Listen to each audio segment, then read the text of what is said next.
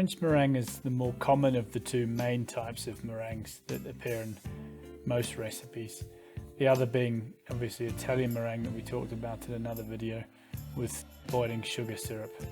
Essentially Italian meringue is already cooked, whereas French meringue just uses raw sugar and raw egg yolks, and the French meringue tends to go into recipes that are intended to then be cooked. It might go into a cake, or in this case we're making a pavlova, so we're going to make the meringue and then bake it in the oven.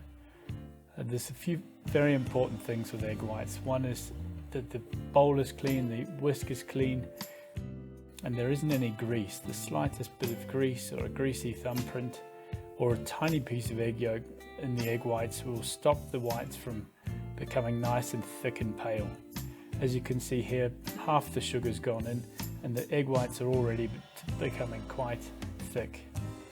The purpose of meringue is to add air to a mix and keep something light. The sugar stabilizes the protein in the egg white and allows it to trap air quite successfully.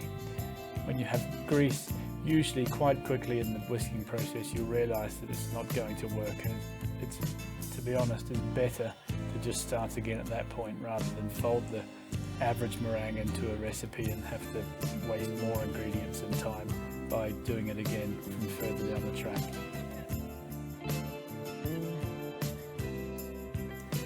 You really want either a stand mixer like this one or at least an electric whisk. Electric whisk is great for making meringue. You could use a hand whisk, but it takes a very long time and it's quite hard work. Either way, you need to get it to a stage where it's thick and pale, and then turn the machine off and it's ready to use.